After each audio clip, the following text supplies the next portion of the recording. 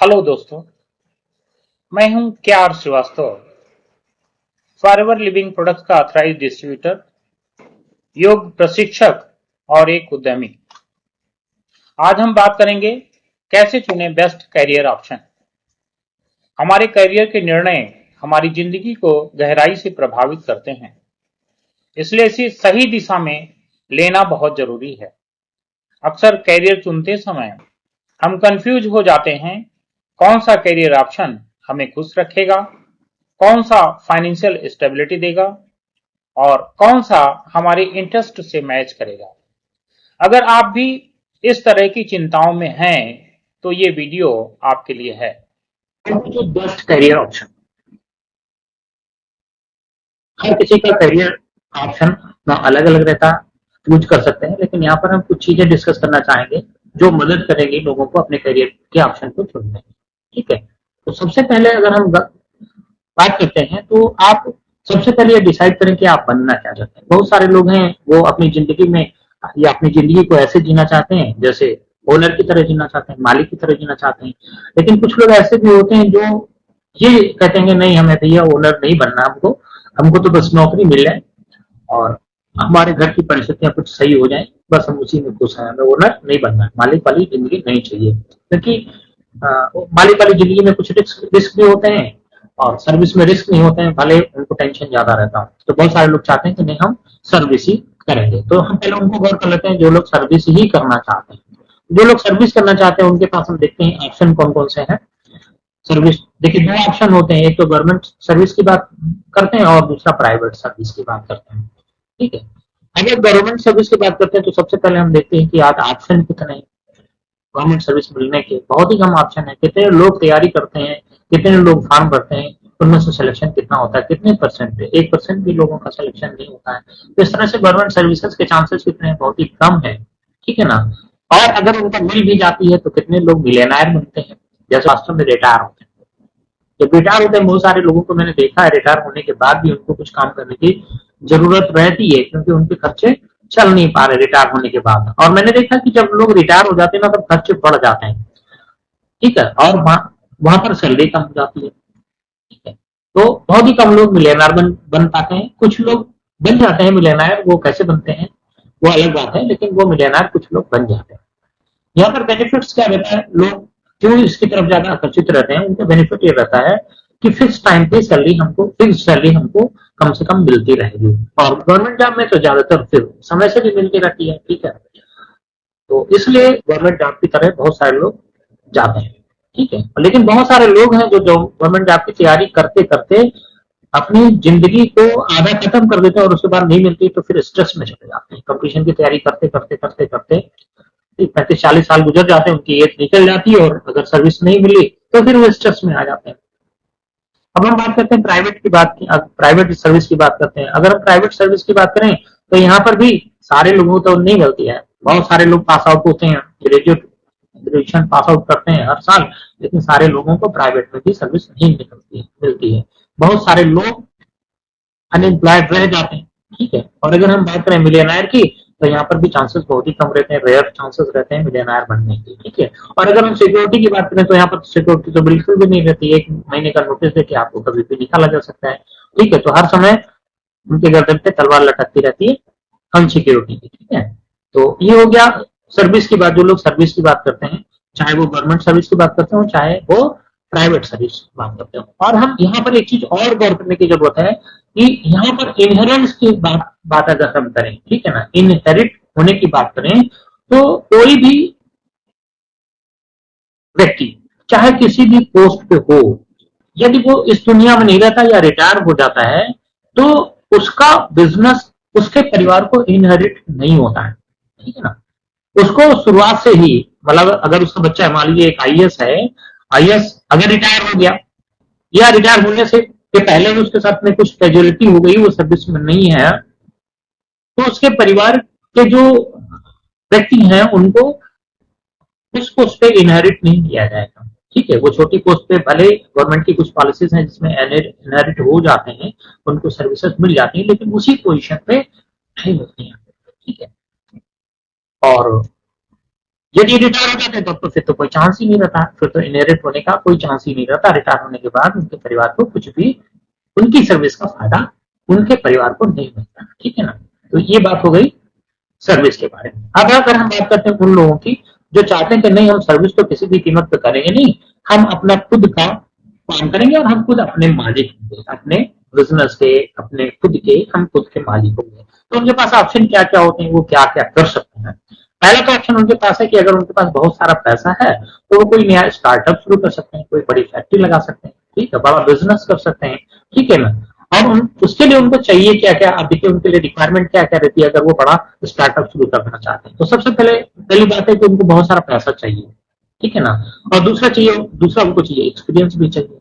अगर उनके पास पैसा, अपने पास खुद खुद पैसा उनका है, ठीक है ना, करोड़ों रुपया है जिसमें लगता है, अगर ये पैसा उनके पास खुद है तो फिर ये बिजनेस को स्टार्ट कर सकते हैं अगर उनके पास है। लेकिन अगर आप सोचे कि हम लोन लेके ये बड़ा बिजनेस शुरू करेंगे, तो जिन लोगों के पास पैसा नहीं, लोन लेके जो लोग शुरू करते हैं, मैंने देखा है उनके फेल होने के चांसेस बहुत ज्यादा है। 90% स्टार्टअप्स पहले 3 साल में ही फेल हो जाते हैं। ये रिकॉर्ड बताता है, गवर्नमेंट का रिकॉर्ड बताता है कि पहले 3 साल में 90% स्टार्टअप फेल हो जाते हैं। कारण क्या होता है, एक तो वो लोन लेके उस बिजनेस को स्टार्ट किए होते हैं। दूसरा प्रॉब्लम क्या होती है उनके पास, अगर उनके पास एक्सपीरियंस है पहले से तब तो सफल हो जाते हैं, और अगर एक्सपीरियंस नहीं तो किसी कीमत पे नहीं सफल होते हैं। और अगर दोनों चीजें हो गई, उनके पास पैसा भी नहीं है और एक्सपीरियंस भी नहीं है, तो आप निश्चित रूप से मान लीजिए कि वो नए स्टार्टअप में वो असफल ही होते हैं, ठीक है, असफल ही होते हैं। अगर एक्सपीरियंस नहीं है तो सफल होने के चांसेस बहुत ही कम होते हैं, रेयर चांसेस होते हैं सफल होने के, ठीक है। और अगर पैसा उनके पास है, एक्सपीरियंस भी उनके पास है, तो सफलता के चांसेस रहते हैं। उन लोगों को बिजनेस में जाना चाहिए, नए स्टार्टअप में जाना चाहिए अगर उनके पास पैसा भी है और एक्सपीरियंस भी है, तो वो सफल हो सकते हैं नए स्टार्टअप में, ठीक है। अब आते हैं दूसरे पॉइंट पे। ये तो हो गया स्टार्टअप के लिए जो अपना नया बिजनेस स्टार्ट करना चाहते हैं, कोई फैक्ट्री शुरू करना चाहते हैं। अब दूसरा आता है ट्रेडिशनल बिजनेस। ट्रेडिशनल बिजनेस की अगर बात करें तो बहुत सारे लोग ट्रेडिशनल बिजनेस में भी जाना चाहते हैं, ठीक है ना। जो आप सोचते हैं कि हम अपने खुद की मालिक रहेंगे, जब चाहेंगे तब हम जैसे चाहेंगे उस तरह से करेंगे और हमारा कोई बास उसमें नहीं होगा, तो ट्रेडिशनल बिजनेस में बहुत सारे लोग जाते हैं। अगर हम ट्रेडिशनल बिजनेस की भी बात करें तो वहां पर रिक्वायरमेंट क्या रहती है, बहुत सारी रिक्वायरमेंट रहती है। अगर ट्रेडिशनल बिजनेस आप शुरू करना चाहते हैं, एक बड़ी दुकान भी खोलना चाहते हैं, तो बहुत इसमें अगर मनी की बात करें तो यहाँ पर बहुत सारा पैसा चाहिए, करोड़ों में पैसा चाहिए, ठीक है ना। अपना बिजनेस को शुरू करने के, ट्रेडिशनल बिजनेस भी शुरू करने के लिए लाखों में शुरू कर सकते हैं। लेकिन जितना माना यह गया कि अगर 1 करोड़ कम लगाते हैं तो 1 लाख रुपया महीना कमा सकते हैं। तो आप जिस हिसाब से कमाना चाहते हैं उस हिसाब से आपको पैसे लगाना पड़ेंगे, ठीक है। अब एक्सपीरियंस की बात करते हैं, यहाँ पर ट्रेडिशनल बिजनेस में अगर एक्सपीरियंस की बात करते हैं तो एक्सपीरियंस यहाँ पर भी चाहिए, लेकिन यहाँ पर कोई सिखाता नहीं है। अगर पड़ोसी से आप जानना भी चाहते हो, सेम बिजनेस कर रहा है, अगर आप जानना चाहो कि वो कैसे उस बिजनेस में सफल हुआ, तो कोई बताने के लिए तैयार नहीं होगा, ठीक है, नहीं बताता है, तो एक्सपीरियंस आपको मिलता नहीं। हाँ, अपना खुद का पहले से बिजनेस अगर चल रहा, पारिवारिक बिजनेस है, तो वहां पर एक्सपीरियंस आपको हो सकता है, फिर आप उसको कर सकते हैं, कोई कोई बात नहीं है, ठीक है। तो इलेक्ट्रिसिटी के बिल्स भी आपको पे करने होंगे, करना ही होगा, लीगल फॉर्मेलिटीज आपको पूरी करनी ही होगी, अकाउंट मैनेजमेंट आपको करना ही होगा। अच्छा हाँ, बिजनेस करने के लिए कोई ना कोई जगह चाहिए, चाहे दुकान हो चाहे शोरूम हो, कुछ ना कुछ तो चाहिए, उसके लिए भी पैसा खर्च करना ही पड़ेगा, ठीक है। रिस्क अगर बात करें तो रिस्क भी, क्योंकि इतना सारा पैसा लगता है, बिजनेस चला या नहीं चला तो रिस्क भी रहता है, ठीक है। अगर टाइम फ्रीडम की बात करें, जब पैसा लगता है तो टाइम फ्रीडम तो रहता नहीं, आपको फिर बिजनेस में हर समय लगे रहना पड़ता है, ठीक है। तो टाइम फ्रीडम भी नहीं रहता। अगर रॉयल्टी इनकम की बात करें ट्रेडिशनल बिजनेस में, तो रॉयल्टी इनकम भी नहीं आती। जब वो खोलते हैं अपना शटर तो पैसा आता है, जो शटर नहीं खोलते हैं तो पैसा नहीं आता। ट्रेडिशनल बिजनेस में ये रॉयल्टी इनकम भी उनको नहीं आती कि एक बार स्टार्ट कर दिया और वो सोचे उनकी दुकान बंद रहे और पैसा आता रहे, ऐसा होता नहीं ट्रेडिशनल बिजनेस में, ठीक है। If you do business of ₹200 per day, यदि आप चाहें कि 2000 रुपए पर डे का बिजनेस करें तो क्या मिलियनर बन सकते हैं?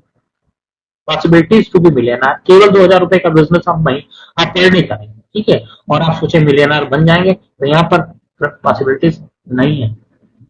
अगर 2000 रुपए पर डे का आप बिजनेस करते हो ट्रेडिशनल बिजनेस में, तो पॉसिबिलिटीज यहाँ पर मिलियनर बनने की नहीं है, नहीं हो सकते, ठीक है। वो खर्चे में ही चले जाएंगे। 2000 रुपए पर डे का अगर बिजनेस करेंगे तो ये सारी जो दुकान है, इलेक्ट्रिसिटी बिल है, अकाउंट मैनेजमेंट है, सारा कुछ इसी में चला जाएगा, बल्कि आपको जेब से नहीं खर्च करना पड़ेगा। तो 2,000 रुपए महीने, 2,000 पर डे अगर आप बिक्री करते हो और आप सोचो कि आप मिलियनर बन जाओगे, तो नहीं बन सकते। ठीक है।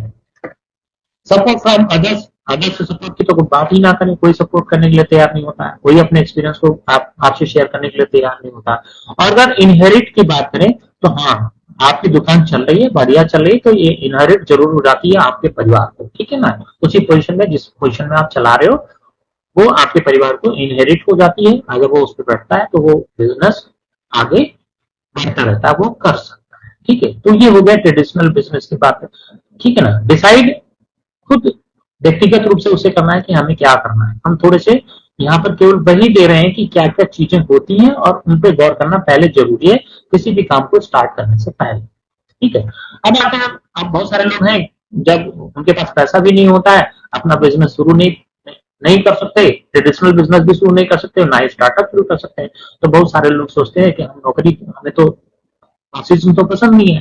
ठीक है।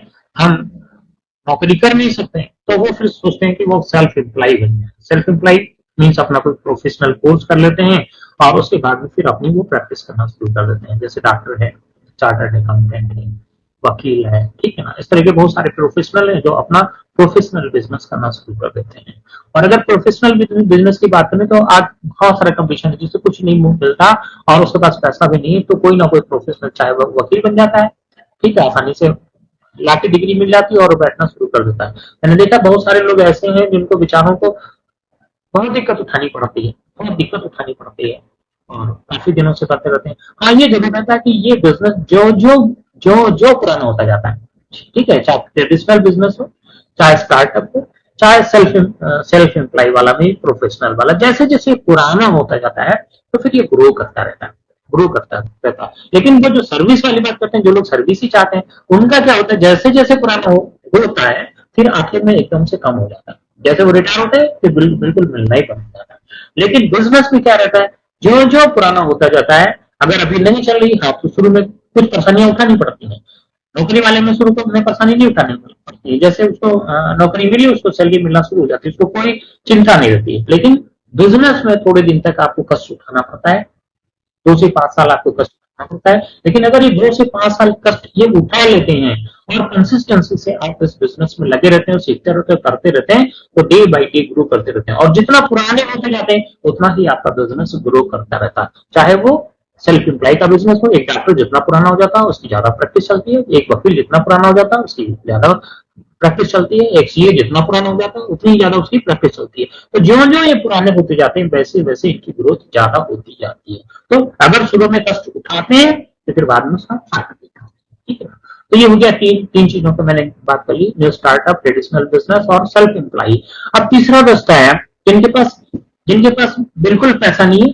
ठीक है ना। बहुत ही कम पैसा और कोई रिस्क भी नहीं लेना चाहते, उनके पास कोई रिस्क नहीं है, तो उनके पास नए जमाने का बिजनेस है जो अभी स्टार्ट हुआ, जिसके बारे में हम बताते हैं कि लोग इसको स्टार्ट करके वो हासिल कर सकते हैं, जो लोग करोड़ों रुपए लगाने के बाद बिजनेस हासिल करते हैं। लेकिन सीखना यहाँ पर भी पड़ेगा, यहाँ पर भी वो 2 से 5 साल वाले कष्ट उठाने पड़ेंगे और कंसिस्टेंसी से करना पड़ेगा। अगर हम ये 2 से 5 साल वाले कष्ट उठा सकते हैं, कंसिस्टेंसी से कर सकते हैं, तो इस बिजनेस में भी बगैर किसी रिस्क के बहुत सारा पैसा कमा सकते हैं और कमा रहे हैं बहुत सारे लोग, इसमें सफल हो रहे हैं। तो अब हम देखते हैं इसमें रिक्वायरमेंट क्या है, इसकी रिक्वायरमेंट क्या है, डायरेक्ट सेलिंग की या एमएलएम में, इस बिजनेस में आने में क्या रिक्वायरमेंट है।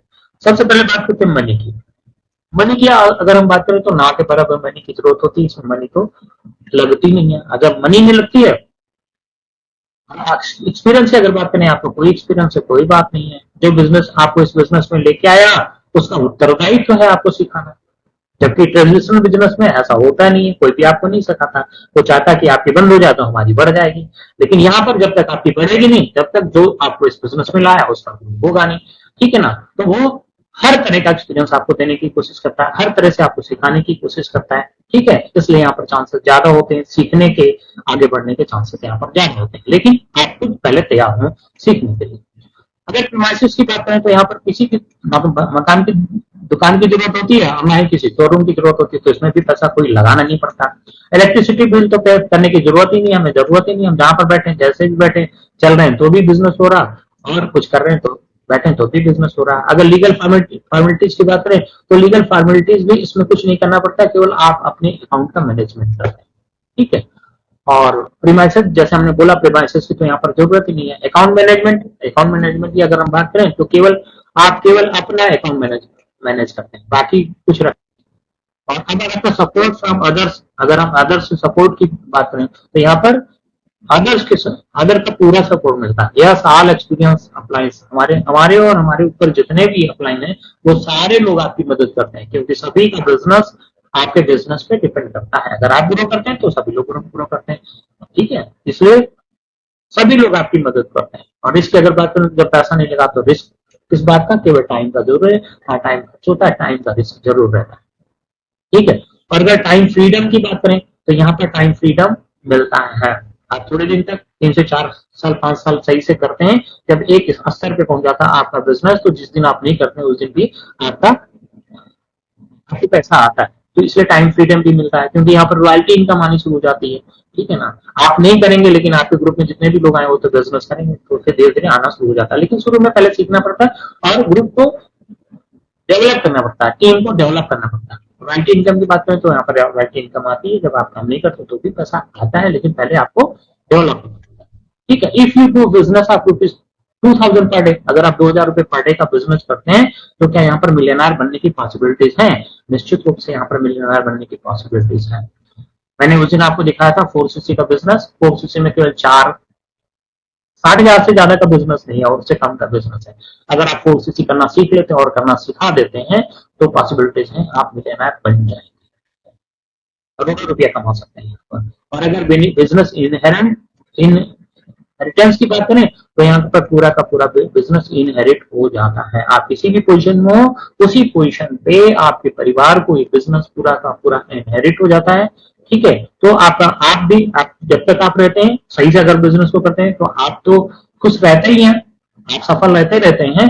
और हमारे बाद हमारा परिवार भी सफल रहता है, उसको इन सब चीजों की जरूरत नहीं पड़ती, परेशान होने की जरूरत नहीं, क्योंकि पूरा का पूरा बिजनेस उसी पोजीशन में। अगर आप डायमंड मैनेजर हैं तो डायमंड मैनेजर ही इनहेरिट होगा बच्चे को, सेंचुरियन डायमंड मैनेजर है तो सेंचुरियन डायमंड ही मैनेजर ही इनहेरिट होगा। तो यहाँ पर इनहेरिटेंस का भी बेनिफिट आपको मिलेगा। नेटवर्क मार्केटिंग, जैसे कि मैं फॉरएवर लिविंग प्रोडक्ट्स के साथ करता हूं, न केवल ग्रोथ के अवसर देता है बल्कि एक स्थिर आय भी प्रदान करता है। अगर आप भी एक ऐसा कैरियर चाहते हैं जिसमें ग्रोथ हो, फाइनेंशियल फ्रीडम हो और अपनी स्किल्स का सही इस्तेमाल हो सके, तो फॉरएवर लिविंग प्रोडक्ट्स के साथ मेरे साथ जुड़ सकते हैं।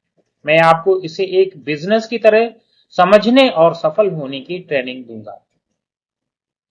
तो दोस्तों, ये थे कुछ सुझाव अपने बेस्ट कैरियर ऑप्शन को चुनने के लिए। अगर ये वीडियो आपको पसंद आया हो तो इसे लाइक करें, चैनल को सब्सक्राइब करें और अपने सवाल कमेंट्स में जरूर पूछें। साथ ही अगर आप मुझसे जुड़ना चाहते हैं तो मुझसे नीचे दिए गए व्हाट्सएप नंबर पर संपर्क करें। धन्यवाद और आपको आपके करियर की इस यात्रा में शुभकामनाएं।